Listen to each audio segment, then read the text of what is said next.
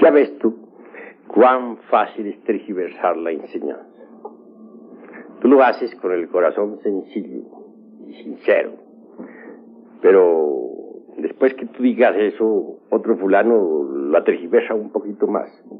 Y el tercero sigue tergiversando más. Y cuando la enseñanza llegue a toda la América, se estará diciendo: Samael Aún Weor está contra las virtudes, no más virtudes. Así se tergiversa la enseñanza. Y así se ha tergiversado la enseñanza de todos los hermanos mayores que han ayudado a la humanidad. ¿Qué quedó del budismo? ¿Me puedes decir tú? Gautama Sakyamuni habló contra el abominable órgano kundartiguador. Toda su doctrina fue contra las malas consecuencias de ese abominable órgano. Hoy tenemos un evangelio budista deformado completamente. Ya nada, casi nada queda del budismo antiguo. Todo ha sido deformado. No estoy pronunciándome contra las virtudes. Ah, claro. Debemos pensar correctamente. El agua es útil, es magnífica, es buena en el lavamanos. Es buena en su recipiente, en el baño. Pero ¿qué dirían ustedes del agua metida en la sala, inundando las recámaras? Ya cambiaría todo, ¿verdad? Sería mala. El fuego está bueno en la cocina. También está magnífico ahí en las veladoras. Pero si el fuego en este momento estuviera quemando esta casa y llegaran los bomberos, ¿qué diríamos? Sería una calamidad, ¿verdad? Así toda virtud es buena en su lugar, pero fuera de su lugar es mala. Un misionero, como ustedes, está bien que dé las enseñanzas, que las divulgue por todas partes. Pero ¿qué tal que ustedes, en vez de divulgar las enseñanzas entre las distintas gentes, por ahí en las calles, o en los lumiciales, o en las casas de familia, se fueran a los prostíbulos a divulgarlas? ¿Estaría correcto eso? Sería malo, ¿verdad? Entonces el misionero se convertiría ¿en qué? Un malvado, ¿verdad? Muy bien. Pero no quiere decir que el misionero sea un malvado. Todo depende del uso que haga de sus virtudes. El dinero en sí mismo no es bueno ni es malo. Todo depende del uso que se haga de él. Si se emplea para el bien, es bueno. Si se emplea para el mal, es malo. Lo mismo son las virtudes. Son preciosas, son gemas inefables. Es claro que cada defecto psicológico eliminado deja el puesto libre para la cristalización de una virtud. Pero las virtudes fuera de su lugar son malas. Con ellas se puede hacer mucho daño también. No solamente a los demás. Uno puede dañarse a sí mismo con sus propias virtudes si no las sabe manejar. Quiero que entiendan esto los hermanos con una claridad perfecta. ¿Qué dirían ustedes, por ejemplo, de la violencia? ¿Será buena la violencia o no? ¿Qué me responden? ¿Cuál sería la respuesta? ¿Qué mala? ¿Es buena y es mala? Está más lógico aquello, esa respuesta que da. La violencia, si se aplica con sentido de defensa, es bueno para uno. Y si se aplica en una forma excesiva, entonces ya perjudica a nosotros mismos. En sustancia está correcto lo que tú estás diciendo, más hay que detallarlo. Obviamente, la violencia conduce y no es aconsejable. Pero tengamos esto. Un hombre tiene su esposa y tiene sus hijos. Vive en su casa. Tiene hijas también, ya grandes, señoritas. De pronto un grupo de bandidos resuelve asaltar la casa para violar a su esposa y violar a sus hijas y todo. Incendiar la casa y robar. Pero allí hay un hombre, el marido. Él siente cuando los bandidos penetran en la casa, es consciente de eso. pero en vez de empuñar un arma para la defensa de su hogar, bendice a los bandidos, porque está en el camino, está en la senda. Que Dios os bendiga, hermanos de mi alma. No cometáis ese crimen tan horrible de violar a mi mujer mientras se la están violando, de violar a mis hijas mientras se las están violando, de robar mis dineros mientras están atrapándoles los últimos, de incendiar mi casa mientras ya le están metiendo fuego. No hagáis eso, hermanitos, porque tendréis mucho karma por pagar. Sin embargo, yo estoy dispuesto a bendecirlos a todos ustedes. Bueno, cometen, supongamos que salga vivo de esa contienda porque los bandidos se compadezcan de él.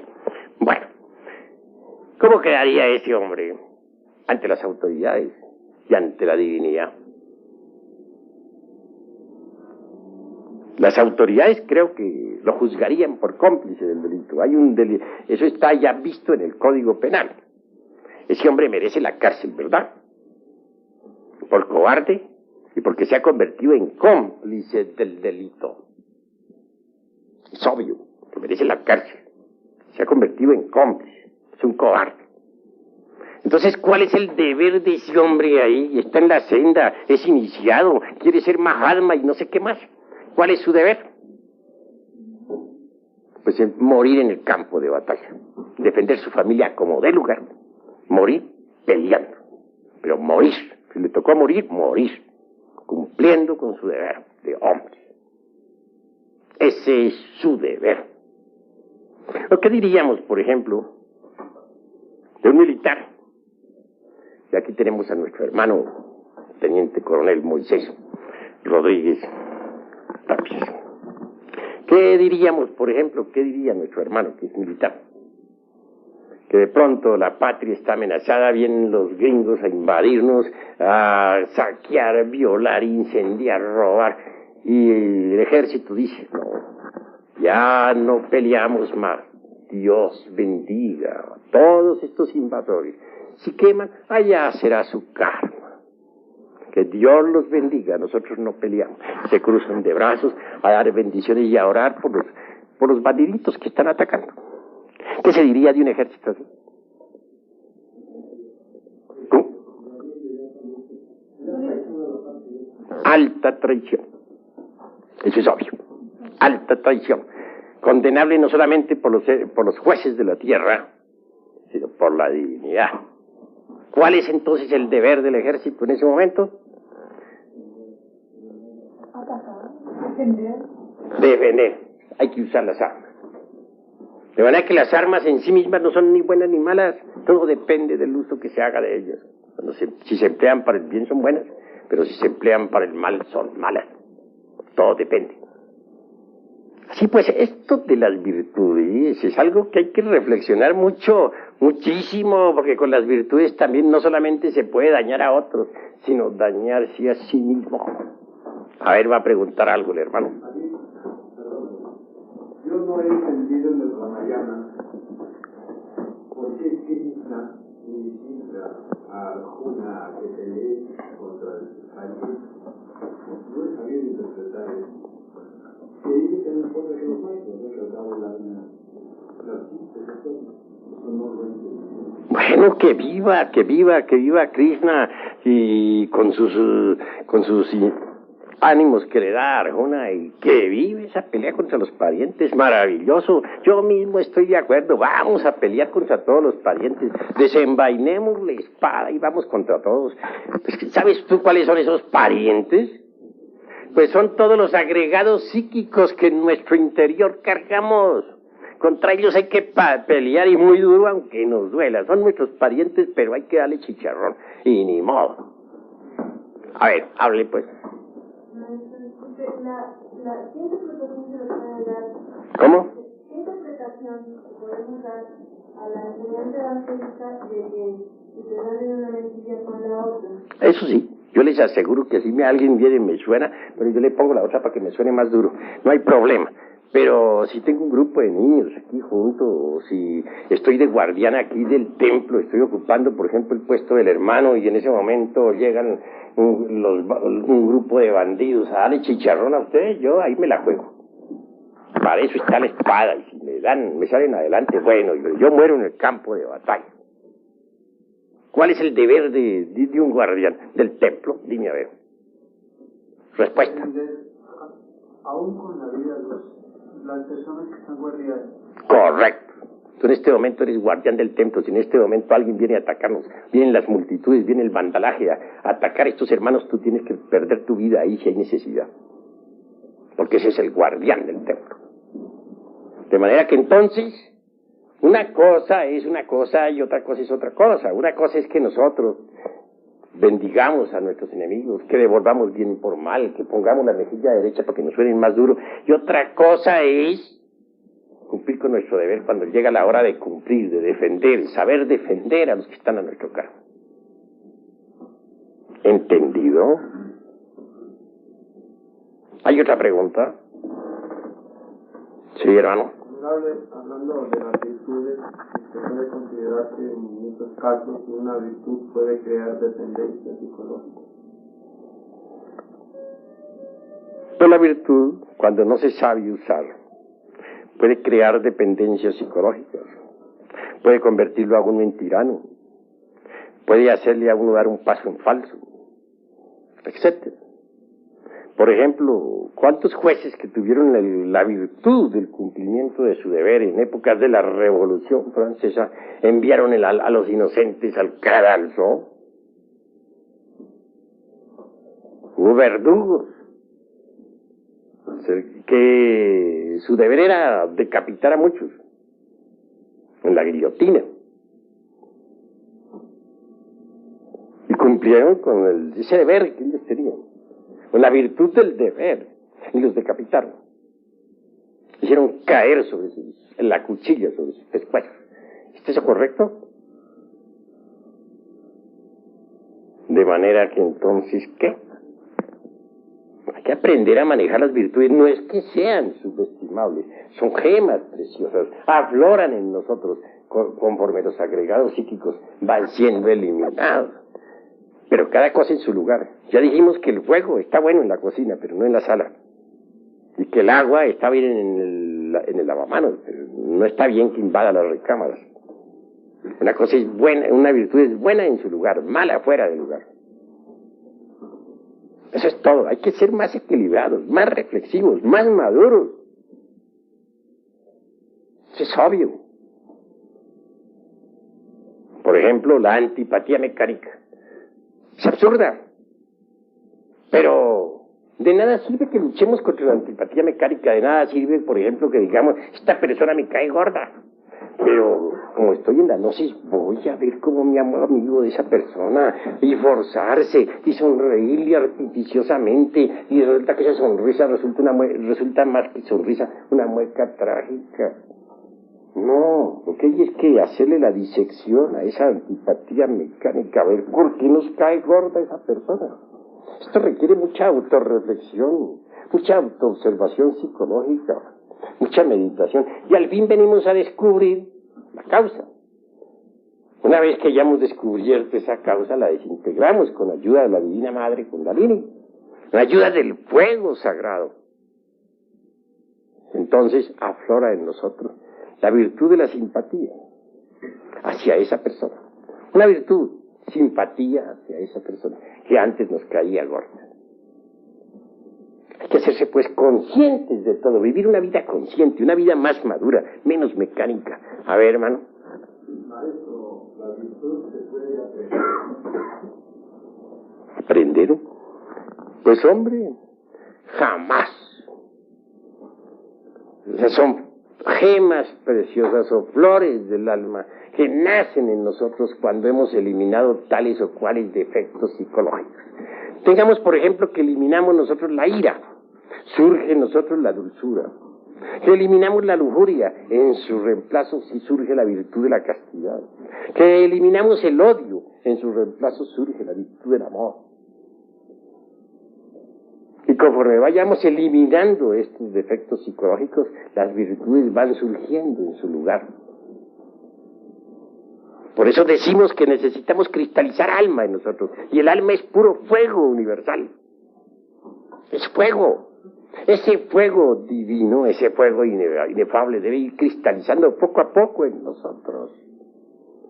Pero no podríamos hacer cristalizar el alma en nosotros si no eliminamos los defectos de tipo psicológico.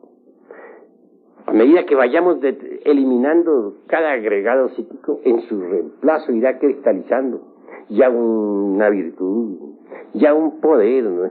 Ya una ley, etcétera. Eso se llama cristalizar alma. Y al fin, cuando todos los agregados psíquicos estén eliminados, solo quedará en nosotros el alma. Hasta el mismo cuerpo se volverá alma. ¿Qué es el cuerpo de un mutante? Es un cuerpo ya convertido en alma. Pero para cristalizar el alma en nosotros, es puro fuego vivo, se necesita forzosamente eliminar los agregados psíquicos. Y esto solamente es posible pasando por grandes crisis emocionales. Porque esto no es cuestión meramente intelectual, no, hay que pasar, para eliminar un agregado psíquico, tiene uno que pasar por terribles arrepentimientos, llorar, desesperarse, darse contra el suelo y hasta azotarse si hay necesidad. Hay que sufrir muchísimo, arrepentirse, pasar por terribles, repito, amarguras. Si uno no pasa por esas crisis emocionales, pues no desintegra lo que debe desintegrar y no cristaliza las virtudes. Y no cristaliza el alma.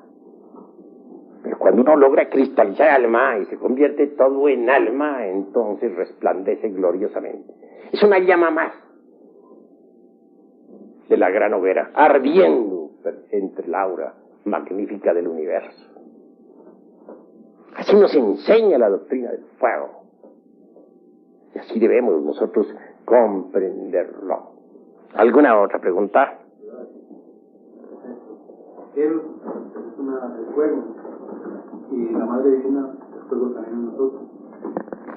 ¿Cómo se hace para que Eros resista, para llegar a lo máximo de fuego en nosotros, que no se nos escape como agua? ¿Qué? Que no se nos escape. Es que Eros es fuego, el fuego sexual, que emana de la mónada. La mónada a su vez la recibe del logos. Ese fuego erótico surge concretamente desde la valquiria, desde Buddhi, en la manifestación. No se escapa cuando no se derrama el vaso hermético, cuando el vaso que contiene el aceite permanece incólume. Pero si se derrama el vaso de Hermes, ese fuego erótico se escapa, se pierde, y entonces ¿con qué vamos a trabajar? Nosotros necesitamos del poder de la mónada, si es que queremos lograr eliminar los agregados psíquicos. Así se debe entender, así se debe comprender. ¿Hay algo más que preguntar? ¿Hasta dónde ese fuego se debería quitar? ¿Se debe qué? ¿Hasta dónde se debe trabajar con ese fuego? ¿Debe ser en forma también química? ¿O se puede llegar a calentarse el fuego? El fuego se manifiesta o se debe usar, para ser más claro, durante todo el trabajo esotérico de forma perfecta, rítmica, porque hay tiempos de plus y hay tiempos de minus, hay tiempos de mahambantaras particulares y tiempos de mahapralayas particulares, tiempos de actividad y tiempos de reposo. A cada época de actividad debe sucederse una pausa magnética creadora. Que todo existe en biorritmo. A ver, hermano. Volviendo a lo de las crisis emocionales que usted mencionaba, sería congruente que una persona que esté interesada realmente en realizar la gran obra pidiera a su ser, lo hiciese pasar por esas crisis emocionales. El ser es el ser y tiene muchas partes. ¿A cuál parte del ser te estás refiriendo? Por lo menos al entrenador psicológico, a la luz particular. Cada parte del ser merece ser reflexionada, porque sabemos muy bien que de la llama única emanan las 7 llamas, y las 7 se multiplican por 7, y esas 7, y a su vez sigue así por otras 7, etcétera, etcétera, etcétera. De manera que, obviamente, uno solo hace una parte. Las otras partes del ser tienen que trabajar también. Eso es obvio. Cada llama está obligada a trabajar. Pero, obviamente, es la Madre Divina Kundalini, la esposa de Shiva, la obligada realmente a realizar el máximo del trabajo. Y en cuanto a las crisis emocionales, es cuestión del centro emocional superior. Es cuestión de comprensión. Cuando uno comprende lo absurdo que ha sido, cuando uno se da cuenta de que uno no es más que una piltrafa humana que no vale nada, entonces surge el arrepentimiento por todos los delitos cometidos. Y de ello deviene la crisis emocional natural, no fingida, sino sentida de verdad. Eso es todo. Cuando se dice que el agua es el habitáculo del fuego, se está diciendo que el fuego proviene del agua, o es el fuego el primer elemento que le da vida a los demás elementos. El agua puedes tú analizarla. Encuentras la fórmula HO2. Pero esa H2 sin FOHAT quedaría incompleta. Hay que añadirle a la fórmula el FOHAT. De manera que entonces no podría existir el agua sin el elemento fuego, que es lo primordial, es lo fundamental. Cuando el fuego condensa, primero lo hace en aire, después en agua y por último en tierra. Tú puedes conocer los elementos químicos del agua, la CO2. Puedes conocer los elementos químicos de la tierra y saber lo importante que es el carbono. Puedes conocer los elementos químicos del aire y saber lo que es el nitrógeno y el oxígeno. Pero ¿cuáles son los elementos químicos del fuego? ¿Quién ha analizado esas sustancias? ¿Cuál es su fórmula? Hasta ahora es desconocida. ¿Por qué? Porque es la expresión viva de la seidad, es la reflexión del logos en el universo. De manera que del fuego sale todo. Y si no trabajamos con el fuego, desintegrando nuestros defectos psicológicos, marcharemos por el camino del error. Lucifer, el caos de luz, pero la gente de Lucifer, la madre de nosotros, en el trabajo en la planta. Pues Lucifer es el fuego, es el FOHAT, es el azufre de los alquimistas medievales. Obviamente la reflexión del Christus cósmico o del Vishnu en nosotros y dentro de nosotros. Indubitablemente él desciende hasta las profundidades de sí mismo, de nosotros mismos.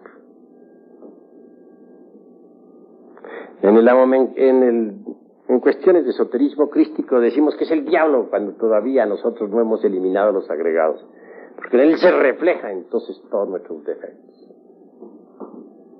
Pero si nosotros desintegramos nuestros agregados psíquicos, él resplandece. Y se integrará con nosotros para transformarnos transformarnos y convertirnos en mutantes. ¿Qué es un mutante? Es un hombre integrado con Lucifer. Eso es un mutante. Lucifer nos da todos los poderes, nos da el elixir de larga vida, nos da el poder sobre los elementos del fuego, de los aires, de las aguas y de la tierra. Pero para que Lucifer resplandezca en nosotros, se integre con nosotros, necesita primero ser blanqueado. Por eso dicen los alquimistas medievales: quema tus libros y blanquea el latón. Hay que blanquear el latón. Necesitamos blanquear al diablo. Cada uno de ustedes tiene el diablo negro como el carbón. Horrible. Necesitan blanquearlo. Solamente lo pueden blanquear ustedes, cada uno de ustedes, desintegrando sus agregados psíquicos. El día que lo hagan, ustedes se integrarán con él y él con ustedes. y les entregará a él el tesoro escondido, el vellocino de oro, y les dará todos los poderes. Antes no es posible. ¿Comprendido? ¿Alguna otra palabra? Cuando el arrepentimiento no se debido a la necesidad de tomar una determinación respecto a uno mismo que aparentemente puede ser mala, puede servirnos llevar para comprender aquello de que hay obstáculos. Bueno, habla más claro, que no te estoy entendiendo. Barájamela más despacio, más claro, más despacio y más fuertemente. Cuando el arrepentimiento no surge, maestro, cualquier determinación que nosotros tomemos debido a la multiplicidad del ego para, digamos, para castigarnos como la ciudad de San Antonio y San Francisco, es que aparentemente podría ser una maldad, puede ser nos puede ayudar en el camino de la autorrealización para eliminar determinados agregados físicos. Bueno, en esto no hay dogmas. Esto lo que hay son inventarios, sumas y restas, multiplicaciones y divisiones. Hay que saber qué es lo que nos sobra y qué es lo que nos falta, sin dogmas. En primer lugar, lo que se necesita es saber si no surge el arrepentimiento en nosotros. Si verdad no surge es porque somos perversos. Porque cuando surge en nosotros es porque todavía no hay perversidad. Pero si no surge, somos demasiado malvados, demasiado perversos. Obviamente, mis queridos amigos, ¿qué hay en el arrepentimiento? Algunos lo traducen en una forma y otros en otra forma. Hay quienes dicen que es cambiar la forma de pensar y citan términos griegos y etcétera, etcétera, etcétera, y otras tantas hierbas. Perdónenseme la franqueza, pero no estoy de acuerdo con esas concepciones. Cuando uno en realidad de verdad se enfrenta a su propia mónada divinal, que emana del sagrado sol absoluto, y mira hacia abajo lo que tiene en el fondo y se da cuenta de todas sus barbaridades, hay arrepentimiento. Trabaja con arrepentimiento, pasa por las emociones, y pasa por las crisis emocionales. Pero cuando uno se ha alejado tanto del sagrado sol absoluto, que ya las emanaciones, las ondulaciones cósmicas del sagrado sol absoluto no le llegan, porque está demasiado desviado, alejado, caído en la magia negra, es un caso perdido. En ese caso es un malvado. Y ese malvado tendrá que castigarse mucho a sí mismo. Necesitará pasar por horribles penitencias. Obviamente. Necesitará ser muy sincero consigo mismo. Demasiado sincero. A fin de que pueda en verdad desintegrar los agregados psíquicos inhumanos que en su interior carga. Pero antes de todo, si no le ha llegado el arrepentimiento es porque es un malvado, perverso. Ha llegado a la perversidad, porque una cosa es la maldad y otra la perversidad. El perverso ya no tiene remordimiento ni arrepentimiento. Es un caso perdido. Ya no lo tocan las ondulaciones cósmicas del sagrado sol absoluto. Por eso no siente ni remordimiento ni arrepentimiento. Se vuelve cínico. Y se convierte en habitante del reino mineral sumergido. Ingresa en el mundo de 96 leyes. Eso es todo. Pero, ¿cómo hacer en ese caso para lograr que el que no tiene arrepentimiento se arrepienta? Repito, necesitará apelar a mucha fuerza de reflexión para analizar sus defectos psicológicos. Y hasta hacer ciertas penitencias rigurosas y disciplinarse, etc. Bueno, he dicho. ¿Alguna otra palabra? ¿Alguna otra pregunta? Desde la pregunta de Lucifer, quería saber, o he tenido esta inquietud. Si me cuenta que, según lo dice, en promedio tenemos un 3% de conciencia libre, en promedio. Eso podría decir que hay una parte de nuestro Lucifer que no está negro. Entonces, si vemos, pongamos como al Fausto, y cómo llama a su ser, no hay una fórmula exacta para uno trabajar o para uno invocarlo y que bueno, eso que detrás de esa pregunta hay un resorte de curiosidad, en el fondo. En el fondo hay un resorte de curiosidad. Te gustaría trabajar con él sencillamente porque se ha oído hablar tanto sobre él. Habla Goethe, habla el doctor Faust, el cantador y mago, se citen tantos textos que bien vale la pena intentar alguna amistad con él. Pero pregunto a los aquí presentes, ¿hay alguno que ya esté tan preparado como para trabajar con el señor de Cifras? Seamos sinceros, ¿cuál de ustedes está preparado? Ninguno, ¿verdad? Primero démonos el lujo de morir y luego vendrá lo demás.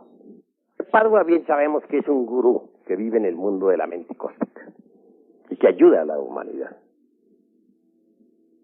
Es un verdadero esoterista, en el sentido más completo de la palabra. Claro que no lo han comprendido las gentes. Eso es claro. Y le atribuyen multitud de tonterías, de las cuales él se ríe. Eso es obvio. Porque en realidad, de verdad, él es un gurú. Una llama ardiente. Bueno, mis queridos hermanos, hasta aquí nuestra plática y cátedra de esta noche. Vamos ahora a seguir con la segunda parte. Vamos a bautizar una niña o niño.